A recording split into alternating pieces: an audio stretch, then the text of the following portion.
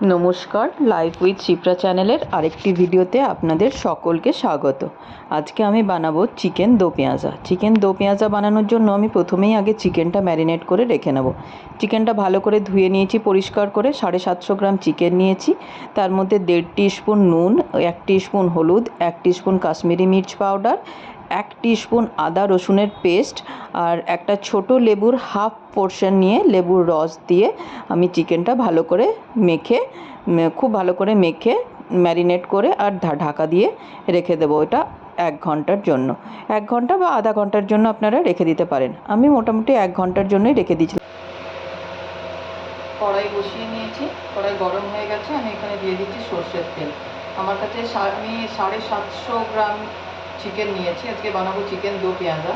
750 গ্রাম চিকেনের জন্য আমি মোটামুটি 3 টেবিল স্পুন সর্ষের তেল নিলাম। 3 টেবিল স্পুন সর্ষের তেল নিয়েছি 750 গ্রাম চিকেনের জন্য। হাফ টি স্পুন গোটা জিরে ফোড়ন দিলাম।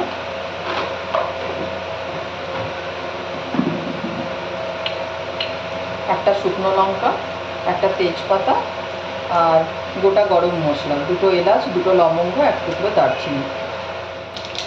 ফোড়নটা ভাজা হয়ে গেছে। আমি এখানে দিচ্ছি 2টো মিডিয়াম সাইজের পেঁয়াজ কুচি করে রাখা পেঁয়াজ, 2টো মিডিয়াম সাইজের পেঁয়াজ দিলাম। পেঁয়াজটাকে একদম ডার্ক ব্রাউন করে ভেজে নিতে হবে। দেখুন পেঁয়াজটা আমার একদম ডার্ক ব্রাউন করে ভাজা হয়ে গেছে। এবার এর মধ্যে দিয়ে দিচ্ছি আমি টমেটো। একটা বড় সাইজের টমেটো কুচি করে রেখে নিয়েছি, দিয়ে দিলাম টমেটো। চিকেনে আমি ম্যারিনেট করে রেখেছিলাম, তখন 1.5 টিস্পুন দিয়েছিলাম নুন।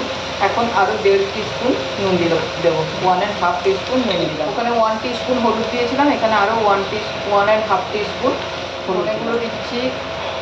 2 টিস্পুন, 1 টিস্পুন দিলাম জিরে গুঁড়ো। 1 টেবিল স্পুন দিলাম আদা রসুনের পেস্ট। চিকেন ম্যারিনেশনের সময় আমি 1 টিস্পুন দিয়েছিলাম আদা রসুনের পেস্ট, এখন দিলাম 1 টেবিল স্পুন আদা রসুনের পেস্ট। এবার মশলাটাকে ভালো করে কষিয়ে নেব।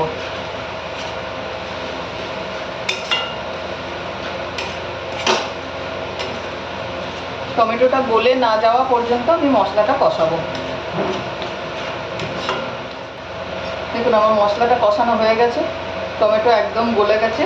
এরপর আমি ম্যারিনেট করা চিকেনটা এর মধ্যে দিয়ে দেবো।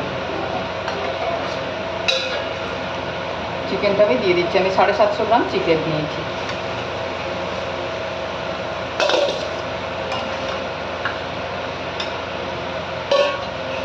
এবার হাই ফ্লেমে আমি চিকেনটা কিছুক্ষণ ভেজে নেব, 5-7 মিনিট।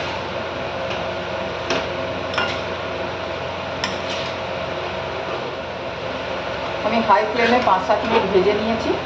এরপর আমি ফ্লেমটা একদম কম করে, মানে লো ফ্লেমে ঢাকা দিয়ে দেবো।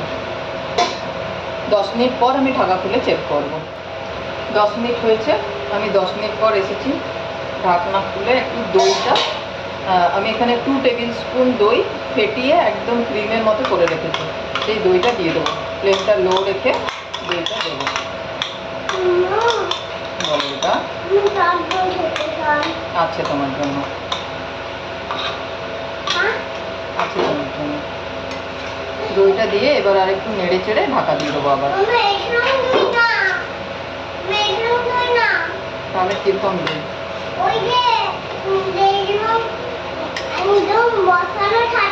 ও মিষ্টি দই?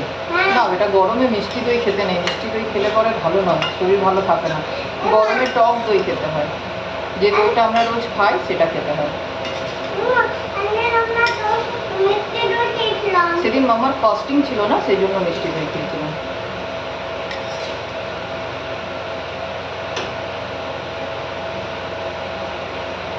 দইটা দিয়ে একটু নাড়াচাড়া করে আবার ঢাকা দিয়ে দেবো।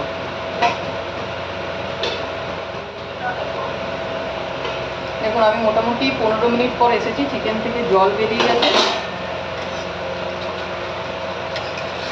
একটু নেড়ে চেড়ে দিচ্ছি।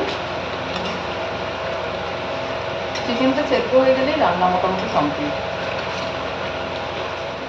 আরও একবার ঢাকা দিয়ে দেবো।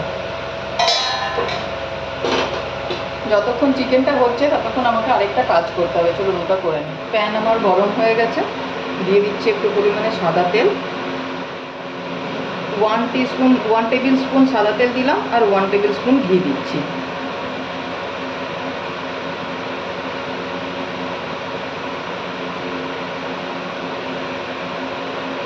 এতে দিয়ে দেবো একটুখানি অল্প একটু গোটা জিরে, চেরা কাঁচা লঙ্কা, ক্যাপসিকাম আর পেঁয়াজ। আমি একটা ছোটো সাইজের ক্যাপসিকাম নিয়েছি আর একটা মিডিয়াম সাইজের পেঁয়াজকে বড় বড় টুকরো করে কেটে নিয়েছি। এটাকে একটু শ্যালো ফ্রাই করে নেব। এখানে আপনারা চাইলে টমেটোও দিতে পারেন, ক্যাপসিকামটা স্কিপ করতে পারেন। আমি ক্যাপসিকাম আর পেঁয়াজ দিলাম, টমেটো আর দিই, কারণ চিকেনে আমি দই ইউজ করেছি আর টমেটো আলাদা করে ইউজ করেছি, সেই জন্য আমি আর টমেটো দিলাম না, শুধু ক্যাপসিকাম আর পেঁয়াজটা দিয়েছি।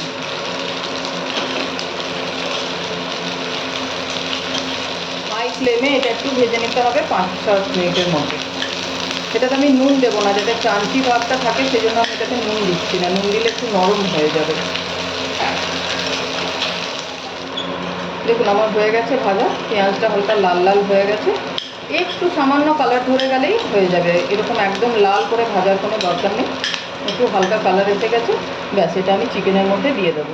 আমি ঢাকা খুলে নিয়েছি, দেখুন অনেকটা জল বেরিয়ে গেছে চিকেন থেকে, চিকেনটা সেদ্ধও হয়ে গেছে। এটা আমি দিয়ে দিচ্ছি এবার চিকেনের মধ্যে।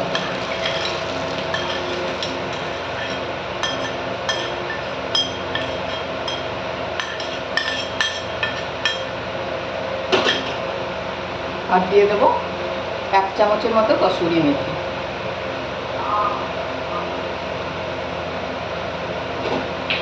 এবার এটা নেড়ে দেবো।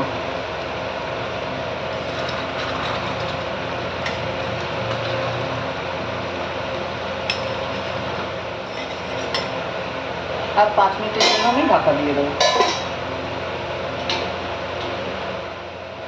হয়ে গেছে আমার চিকেন দো পেঁয়াজা রেডি। দেখুন খুব ভালো কালারও হয়েছে, এবার এটাকে আমি নামিয়ে নেব।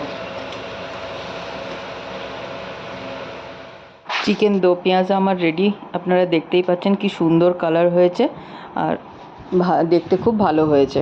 এবার আমি চিকেনটা নিয়ে একটা বাউলের মধ্যে নিয়ে নিচ্ছি, বড় বাউল নিয়েছি, সেই বাউলের মধ্যে চিকেনটা নিয়ে নিচ্ছি, নামিয়ে নেব। আপনাদের যদি রেসিপিটা ভালো লেগে থাকে তাহলে আপনারা অবশ্যই আমার ভিডিও লাইক কমেন্ট শেয়ার করবেন, আমার চ্যানেল সাবস্ক্রাইব করতে ভুলবেন না, লাইক অবশ্যই করবেন, যা কিছু ভুল ত্রুটি কমেন্টে অবশ্যই জানাবেন।